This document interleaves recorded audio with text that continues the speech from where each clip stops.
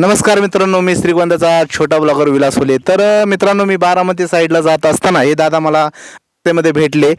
शिवराज्याभिषेक सोहळा निमित्त सायकल वारी गेलते, ते रिटर्न आलेले आहेत मित्रांनो.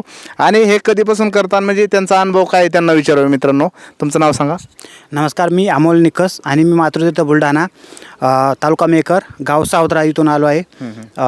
माझी इथून छत्रपती शिवाजी महाराजांच्या राज्याभिषेक निमित्त सायकलवारी मी काढलेली आहे. आणि ह्या वारीमागचा मेन मोटिव्ह माझा असा आहे की आजकालची जी तरुण आहे त्यांनी गोवा इकडे तिकडे फिरायचं म्हणलं की लगेच निघतात. अशा कामाला निघत नाही, तर असे कामं केले पाहिजेत.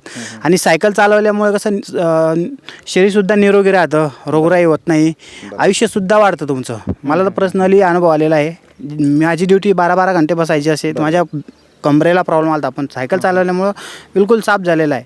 मागच्या वेळेस मी जेव्हा शिवजयंतीनिमित्त आमच्या गावावरून म्हणजे मातृतीर्थ बुलढाण्यावरून शिवनेरीला पण गेलो होतो याच्या अगोदर. शिवनेरी जुन्नर, हां, याच्या अगोदर. आणि ही माझी आता दुसरी वारी आहे. आणि ह्या वारीमार्फत मी तरुणांना बी सांगतोय आजकाल की व्यसन करू नका, छत्रपतींचे विचार जपा. फक्त 19 फेब्रुवारी निमित्त, फक्त 19 फेब्रुवारी आली म्हणजे गाडीला झेंडा बांधला आणि पूर्ण गावभर फिरायचं आणि एकच दिवस आपली शिवभक्ती दाखवायची, असं करू नका.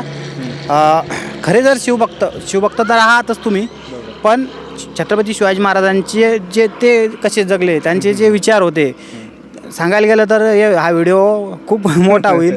त्यांचे खूप महान विचार होते, खूप महान. बरोबर.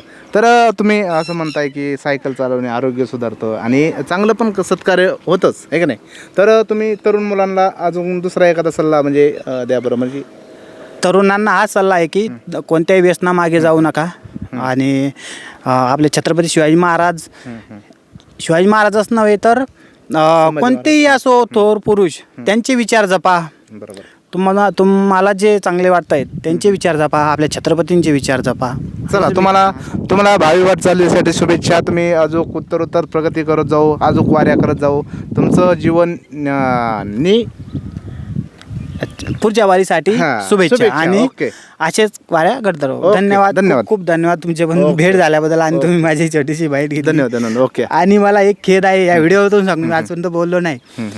कोणत्याही सोशल मीडिया म्हणजे कोणत्याही आजपर्यंत माझी दखल घेतली नाही, पण तुम्ही आवर्जून घेतली, त्याबद्दल तुमचे खूप खूप आभार. माझ्या वैयक्तिक पेजचंच काम असं आहे की गरिबांना पुढे न्यायचं, गरिबांचे विचार मांडायचे. मी माझ्या पेजला एखादा सेलिब्रिटी असो हे कोणीच नाही आहे, आणि गरिबांना साथ द्यायची आणि त्यांचे विचार समाजापर्यंत पोहोचायचे ही आमची खासियत आहे. तर तुम्ही आम्हाला वाईट दिली, धन्यवाद. तुमचे पुढील वाटचालीसाठी शुभेच्छा. चला ह्या व्हिडिओमधून 10 जरी जण म्हणजे 10 लोकांना जरी हे झालं मोठं, आणि जर आज समाजकार्य जर करणं सुरू केलं तर खूप झालं. धन्यवाद सर. ओके.